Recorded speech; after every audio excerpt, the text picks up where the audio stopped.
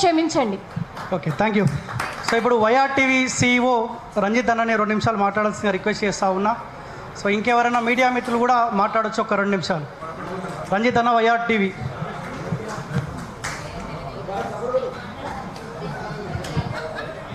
అందరికీ నమస్కారం.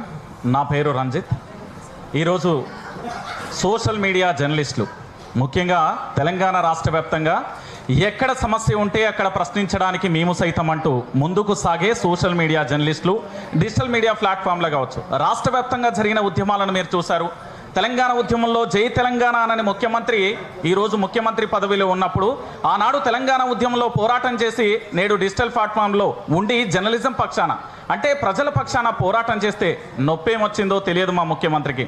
ఆనాడు అంటే ఎన్నికల ముందు వరకు కూడా సోషల్ మీడియా లేకుంటే కనీసం ఊపిరి కూడా తీర్చుకొని మా ముఖ్యమంత్రికి ఇవాళ ముఖ్యమంత్రి అయిన తర్వాత సోషల్ మీడియా ఎందుకు అనుకున్నాడో ఏందో తెలియదు. కానీ 24 గంటలు ఇంటూ 7 అంటాం కదా, మనం ఎప్పటికీ వాడుక భాషలో మాట్లాడే ప్రతి మాట ఎప్పుడు కూడా మా ముఖ్యమంత్రి AK-47 ఏంది అంటే సోషల్ మీడియా జర్నలిస్టులు. ఎందుకంటే సాటిలైట్ మీడియాలో పనిచేయవచ్చు, లేదా ఇతరత్ర ఛానళ్లలో పనిచేసి స్వతహాగా, ఎందుకంటే అక్కడ పూర్తి స్థాయిలో పరిస్థితులన్నీ మనకు అనుకూలంగా ఉన్నాయి. మనం ప్రశ్న అనేది మొదలు పెట్టిన తర్వాత అది పూర్తి స్థాయిలో ప్రజా సమస్యల నుంచి ఉద్యమంలా ఉప్పెనలా మారిన తర్వాత తెలంగాణ రాష్ట్ర వ్యాప్తంగా ఉన్న అన్ని జిల్లాలలో కూడా పలానా సమస్య ఏర్పడింది. ఆ సమస్య ఏర్పడిన తర్వాత జరుగుతున్న ఒక ఉద్యమంగా ఈరోజు సోషల్ మీడియా జర్నలిస్టులను అభివర్ణించడానికి కారణం ఏంటి అంటే ఒకటే ఒక కారణం. ఈరోజు ఇక్కడ మనం ఫ్లెక్సీ పెట్టుకోవచ్చు, రేపు పొద్దుగాల మన ముఖ్యమంత్రి గారికి సంబంధించి ప్రజలందరూ కూడా ఫ్లెక్సీలు పెట్టి సన్మానం చేయవచ్చు. దానికి దీనికి చాలా డిఫరెన్స్ ఉంటుంది. ప్రజల పక్షాన గొంతుకగా నిలిచి కుటుంబాలను పక్కన పెట్టేది సోషల్ మీడియా జర్నలిస్టులు. ప్రజలకు ఆస్తులను సంపాదించుకోవడానికి ప్రభుత్వంలో ఉండేది ముఖ్యమంత్రి రేవంత్ రెడ్డి లేదా ఆయన బ్యాచ్ అనుకోవచ్చు. ముఖ్యంగా కూడా నిన్న మాట్లాడిన కొన్ని పదాలు హృదయానికి తాకాయండి. ఎందుకంటే చాలామందికి తెలిసిన విషయమే, ఇది పెద్దగా నేను చెప్పాల్సిన అవసరం లేదు. ఈ వచ్చో రాదో నాకైతే తెలియదు. అలా వర్ణాలు ఎన్ని ఉంటాయో, అచ్చులు ఎన్ని ఉంటాయో, హల్లులు ఎన్ని ఉంటాయో మరి మా ముఖ్యమంత్రికి తెలుసో లేదో నాకు తెలియదు. ABCD వరకే తెలుసా, Z వరకే తెలుసా అనేది మాకు తెలుసు, మరి ఆయనకు తెలుసో లేదో. ఈరోజు సోషల్ మీడియా జర్నలిస్టులుగా ఉన్న వాళ్ళందరూ కూడా ఆల్మోస్ట్ 100% నాకు తెలిసినంత వరకు ఇంటర్లు, డిగ్రీలు, PGలు, MPhilలు, PhDలు చేసిన వాళ్ళు చాలామంది ఉన్నారు. ఈరోజు మాకు మద్దతుగా నిలిచిన రాష్ట్ర వ్యాప్తంగా నిరుద్యోగుల సమస్య మీద మేము పోరాటం చేసినాం కాబట్టి మా కోసం వచ్చారు. దాంతోపాటు క్రాంతి అన్న కావచ్చు, లేదా పృథ్వన్న కావచ్చు, లేకపోతే మా సోషల్ మీడియా జర్నలిస్టులు దాసరి సీన్ కావచ్చు, లేదా మైపాల్ యాదవ్ కావచ్చు, వీళ్ళందరూ కూడా అందరం కూడా ఇక్కడ ఏకం కావడానికి, రఘు కావచ్చు, అందరూ కూడా ఇక్కడ ఏకం కావడానికి, శంకర్ కావచ్చు, అందరూ కూడా ఏకం కావడానికి ఒకటే కారణం.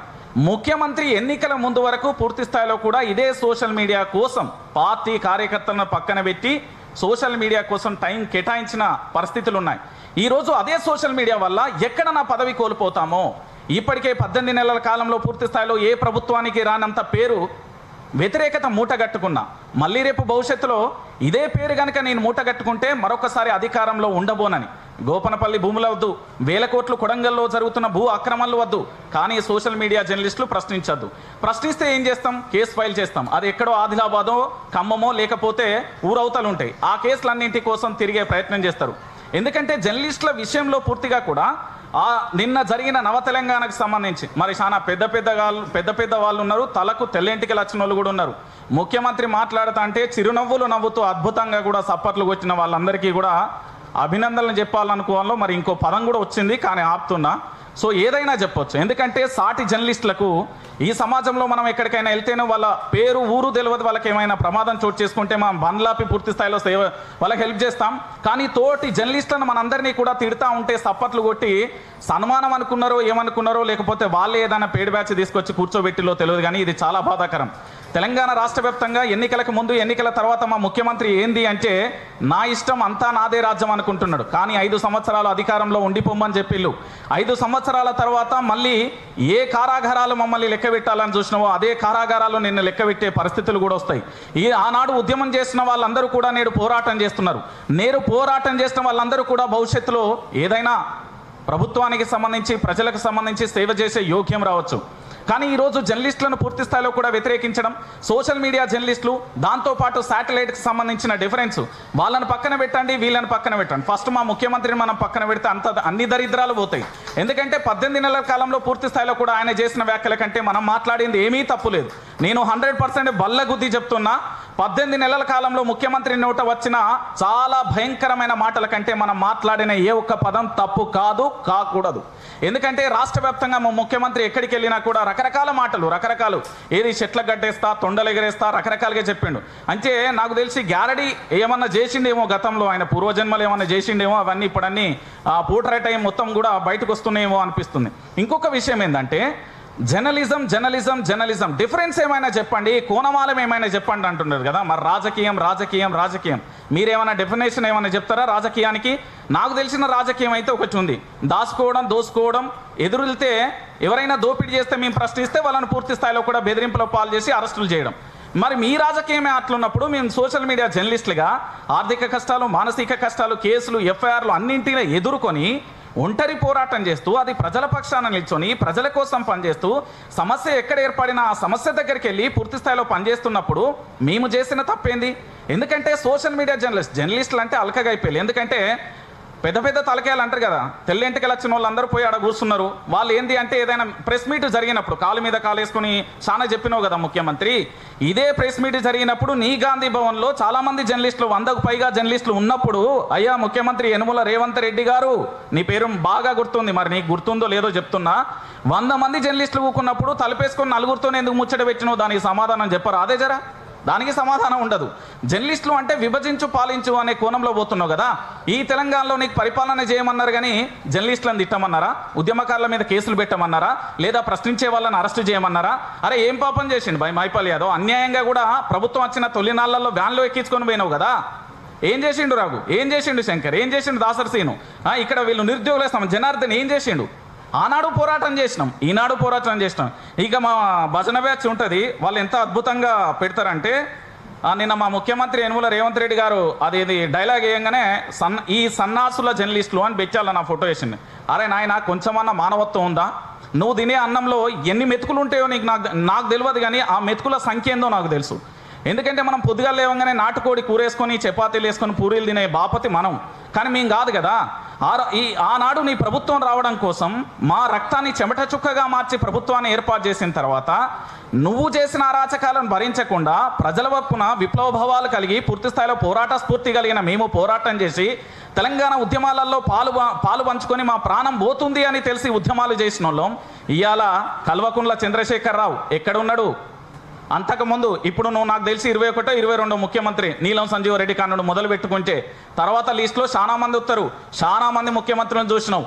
నీ ఉడత బెదిరింపులకు లేకపోతే నీ కాకమ్మ కథలకు ఇక్కడ భయపడి ఉండేటోళ్ళు ఎవ్వరు గారు. వీళ్ళందరూ ఇక్కడ కూర్చున్న వాళ్ళందరూ కూడా తమ కుటుంబాలను పూర్తి స్థాయిలో మెంటల్గా ప్రిపేర్ చేసి వచ్చి మేము పోరాటానికి పోతున్నాం, తెలంగాణలో ఉన్న 4 కోట్ల మంది తలరాత మార్చడానికి పోతున్నామని వచ్చిన వాళ్ళే. వీళ్ళందరూ కూడా చాలా, నేను చెప్తున్నా కదా, చాలా గొప్ప వ్యక్తులు. నా ముందు కూర్చొని ఇక్కడ చాలామంది మాట్లాడలేకపోవచ్చు, మాట్లాడతలేరు కావచ్చు. నాకంటే అద్భుతమైన వర్ణాలతోని అద్భుతమైన పదాలతోని మాట్లాడి తెలంగాణ రాష్ట్రంలో మొత్తం ఉద్యమాన్ని కూడా ఉసుగొల్పే గొప్ప వాళ్ళు ఉన్నారు. నువ్వు అనుకుంటున్నావేమో అర్హతల విషయంలోనైనా కానీ ఆలోచన విషయంలో కానీ ఒక కంటెంట్ వచ్చిన తర్వాత ఉదయం మొదలు పెట్టిన తర్వాత దాన్ని ఎన్ని తీర్ల మలవాలనో అన్ని తీర్ల మలిచే జర్నలిస్టులు మేము. మరి నిన్ను గనక ఒక్కరోజు ఫోకస్ పెడితే 24 గంటలలో 7 ఎపిసోడ్లు కొడితే పరిస్థితి ఏంది? తెల్లారి పోలీసు వాళ్ళు అందరూ వచ్చి మా ఇంటికాడ కూకుంటారు. ఇక నీ చరిత్ర తీయాలంటే మా రాధాకృష్ణ అన్న, అందరు చెప్తారు కదా ఏబిఎన్ రాధాకృష్ణ అని, మా రాధాకృష్ణ అన్నకు బాగా తెలుసు. అదే డిబేట్ చైర్లో కూర్చున్నాం, ఆ పక్కన ఇప్పుడు విదేశాలలో ఉంటుంది అంటే మాతృమూర్తిలా భావిస్తున్నాను, తనని తీసుకొచ్చి ఒక ప్రెస్ మీట్ పెడితే పరిస్థితి ఏంది? ఇప్పటిదాకా గీడ ప్రెస్ మీట్ పెడుతుంటే అక్కడ జర్నలిస్టులకు సంబంధించి ఒక ఇంటెలిజెన్స్ వాళ్ళు ఉన్నారు. ఏం పని ఆమె గీడ జర్నలిస్టులను అరే ఒరే చెంపలు కనబడతామంటే మాకు సిగ్గు లేకుండా యూనియన్లు ఉన్నాయి. ఆ యూనియన్లు ఎందుకున్నాయి? ఏం కదా తల మార్చిన యూనియన్లు. వాళ్ళకి సమస్యలు వస్తే మాత్రం ఆగమాగం చేస్తారు. కానీ ఇక్కడ సాటి జర్నలిస్టులందరికీ వస్తే వీళ్ళందరూ ఏం తప్పు చేసిళ్ళు? ఉద్యమాలలో పాల్గొన్నారు, ఆ తర్వాత పోరాటాలు చేసిళ్ళు, ఇప్పుడు జర్నలిస్టులుగా మారిళ్ళు, ప్రశ్న అనే అస్త్రంతో తెలంగాణ రాష్ట్ర వ్యాప్తంగా ఉద్యమం చేయడానికి నడుం బిగించిళ్ళు. వీళ్ళని పట్టుకొని లేదా మాలాంటి ఏది మధ్యతరగతి పేద కుటుంబాలే ఏం చేస్తారులే అనుకుంటున్నారు. మా దగ్గర గలం ఉంది, గాత్రం కాదు గొంతుకుంది. ఈ గొంతుకు ఆగే వరకు కూడా పోరాటం చేస్తుంది. ఇంకొక మాట నీకు చివరిగా ఒక మాట నేను చెప్పాలనుకుంటున్నా, అంటే చాలా రోజుల బట్టి చెప్దాం అనుకున్నా కానీ ఈ వేదిక ద్వారా చెప్పాలనుకుంటున్నా. ఎప్పుడైనా గుర్తుపెట్టుకో, పాలమూరు బిడ్డను నల్లమల్ల పులి బిడ్డను అంటావు. నేనైతే మాతృమూర్తి అంటే నా తల్లికే జన్మించిన జంతువుల నుండి వచ్చే ఆలోచనలు అయితే మాకు లేవు. ఇక్కడ ఉన్న ఏ జర్నలిస్టులు కూడా జంతువుల నుండి వచ్చే ఆలోచనలు లేవు. మాకు మానవత్వమైన కోణంలో మాతృమూర్తికి సంబంధించిన భావజాలాలే ఉన్నాయి తప్ప ఈ పులులు, ఈ జింకలు, ఈ పిల్లులు ఇవైతే లేవు. మాకు తెలిసిందల్లా ఒకటే, తెలంగాణ ఉద్యమంలో 1200 మంది విద్యార్థుల ఆత్మ బలిదానం జరిగింది. ఆ ఉద్యమంలో దాదాపుగా 4 లక్షలు అంటే ఒక జనరేషన్ పూర్తిగా తమ జీవితాలను త్యాగం చేసిర్రు. ఆ తర్వాత ఈనాడు మళ్ళీ పోరాటం చేస్తున్న జర్నలిస్టులు కూడా ఒక జీవితాన్ని ఈ జనరేషన్ కూడా త్యాగం చేస్తారని నేను నమ్ముతున్నాను. ఎందుకు అంటే వాళ్ళ మీద కేసులు కానీ వాళ్ళు చేస్తున్న పోరాటం కానీ నాకు అలాగే అనిపిస్తుంది.